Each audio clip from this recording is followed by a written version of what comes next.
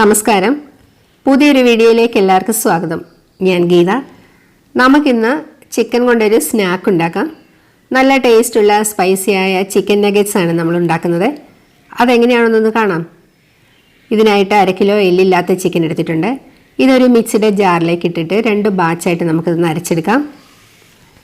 ഇതിലേക്ക് നമുക്ക് 2 പച്ചമുളക് ഇടാം, 5-6 അല്ലി വെളുത്തുള്ളി ചതച്ചതും 1 കഷ്ണം ഇഞ്ചി ചതച്ചതും ഇടാം, കറിവേപ്പില ഇടാം, 1/4 ടീസ്പൂൺ മഞ്ഞൾപ്പൊടി ഇടാം, 1 ടീസ്പൂൺ മുളക് പൊടിയും 1/4 ടീസ്പൂൺ മുളക് ചതച്ചതും ചേർക്കാം. 1/2 ടീസ്പൂൺ കുരുമുളക് പൊടി ഇടുവാണ്. 3/4 ടീസ്പൂൺ ചിക്കൻ മസാല പൗഡറും 3/4 ടീസ്പൂൺ ഉപ്പും 1/2 മുറി നാരങ്ങയുടെ നീരും കൂടെ ചേർത്തിട്ട് നന്നായിട്ടൊന്ന് അരച്ചെടുക്കാം. ഇതിപ്പോൾ നല്ലപോലെ അരച്ചെടുത്തിട്ടുണ്ട്. നല്ല സ്മൂത്തായിട്ടാണ് അരച്ചെടുത്തിരിക്കുന്നത്. ഇതിനി നമുക്കൊരു ബൗളിലേക്ക് ഇടാം. എന്നിട്ട് ബാക്കിയുള്ളതും ഇതുപോലെ ഒന്ന് അരച്ചതിനകത്തേക്കിടാം. ഇത് കണ്ടോ, ഇതിപ്പോൾ നല്ല ഫൈൻ പേസ്റ്റായിട്ട് കിട്ടിയിട്ടുണ്ട്. ഇനി ഇതിനകത്തേക്ക് 1 ടേബിൾ സ്പൂൺ ഓയിൽ ഒഴിക്കാം. കയ്യിലും കൂടെ അല്പം ഓയിൽ തേച്ചിട്ട് നമുക്കിത് നന്നായിട്ടൊന്ന് കുഴച്ചെടുക്കാം.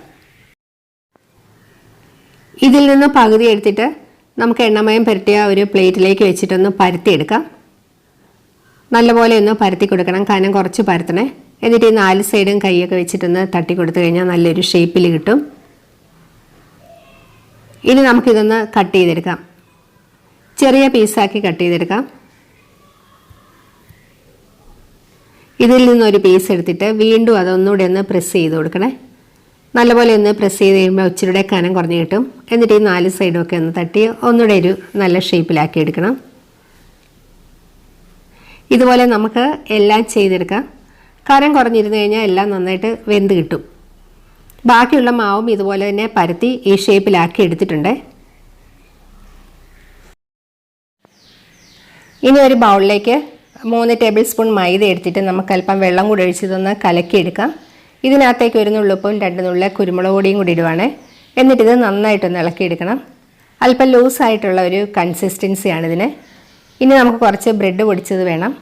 പിന്നെ ഇതിനകത്തേക്ക് കളറിന് വേണ്ടിയിട്ട് 1 നുള്ളു മഞ്ഞൾപ്പൊടി ഇടുന്നുണ്ട്. വേണ്ടാന്നുണ്ടെങ്കിൽ ഇത് ഒഴിവാക്കാം. എന്നിട്ട് നമ്മൾ ഈ പരത്തി വെച്ചിരിക്കുന്ന ഈ സംഭവം എടുത്ത് ഈ മൈദയിലൊക്കെ നന്നായിട്ടൊന്ന് മുക്കിയിട്ട് നമുക്കൊന്ന് ബ്രെഡിൽ പൊതിഞ്ഞെടുക്കാം. നല്ലപോലെ ഒന്ന് പൊതിഞ്ഞെടുക്കണേ, ഇതുപോലെ. എന്നിട്ടൊന്ന് തട്ടിക്കൊടുത്തൊന്ന് ഷേപ്പ് ചെയ്യണം കേട്ടോ.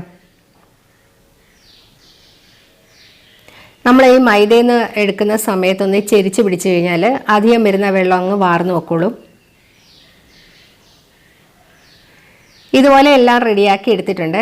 ഇതിപ്പോൾ ഒരു 10-32 എണ്ണം ഉണ്ട്. നമുക്ക് വേണമെന്നുണ്ടെങ്കിൽ ഇത് ഫ്രീസറിൽ സൂക്ഷിക്കാം. ഇതിൽ നിന്ന് കുറച്ചെടുത്ത് ഞാൻ ഫ്രീസറിലേക്ക് വെക്കുകയാണ്. എയർടൈറ്റ് കണ്ടെയ്നറിലോ സിപ്ലോക്ക് ബാഗിനകത്തോ ആക്കി ഫ്രീസറിൽ വെച്ചാൽ 2 ആഴ്ചത്തേന് കേടാവത്തില്ല. ഫ്രീസറിൽ നിന്ന് എടുത്തിട്ട് ഉടൻ തന്നെ നമുക്കിത് വറുത്തെടുക്കാവുന്നതേ ഉള്ളൂ. ഗസ്റ്റൊക്കെ വരും ഇതുപോലെ നേരത്തെ റെഡിയാക്കി വെച്ച് കഴിഞ്ഞാൽ നല്ല എളുപ്പമാണ്. ചായ തിളയ്ക്കുമ്പോഴേക്ക് സ്നാക്ക് റെഡിയാവും. ഇപ്പം നമുക്ക് കുറച്ച് വറുത്തെടുക്കാം. അതിനുവേണ്ടി എണ്ണ ചൂടാക്കാൻ വെച്ചിട്ടുണ്ട്. മീഡിയം ഫ്ലെയിമിലിട്ട് വേണം ഇത് വറുത്തെടുക്കാൻ. 4-4.5 മിനിറ്റ് കഴിയുമ്പോഴേക്കും നമുക്കിതൊന്ന് തിരിച്ചിടാം. മൊത്തത്തിലൊരു 7-8 മിനിറ്റ് വേണ്ടി വരും ഇതൊന്ന് ഫ്രൈ ചെയ്തെടുക്കാൻ. തിരിച്ചും മറിച്ചും ഒക്കെ ഇട്ടിട്ട് നമുക്കിതൊരു ഗോൾഡൻ കളർ ആകുമ്പോഴേക്കും നമുക്കിത് എണ്ണയിൽ നിന്ന് കോരാം. നല്ല എളുപ്പമാണ് കേട്ടോ ഈ സ്നാക്ക് ഉണ്ടാക്കാൻ.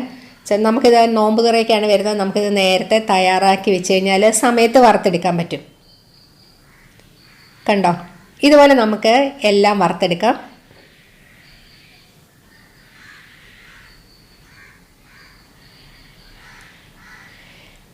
എല്ലാവരും ഇതുപോലെയൊക്കെ ഒന്ന് തയ്യാറാക്കി നോക്കണം കേട്ടോ. നല്ല ടേസ്റ്റാണിത്. ചൂടോടെ സോസിൻ്റെ കൂടെ കഴിക്കാൻ നല്ല ടേസ്റ്റാണ്. പിന്നെ ഇതൊരു ഇച്ചിരി സ്പൈസിയാണ്. അപ്പോൾ ഇത്രയും എരിവൊന്നും വേണ്ട എന്നുള്ളവർക്ക് ഇതിനകത്ത് ഇട്ടിരിക്കുന്നതെല്ലാം അല്പം കുറച്ചിട്ടാൽ മതിയാവും. അപ്പോൾ എല്ലാവർക്കും വീഡിയോ ഇഷ്ടമാവുമെന്ന് വിചാരിക്കുന്നു. മറ്റൊരു വീഡിയോയുമായി വീണ്ടും കാണാം. താങ്ക്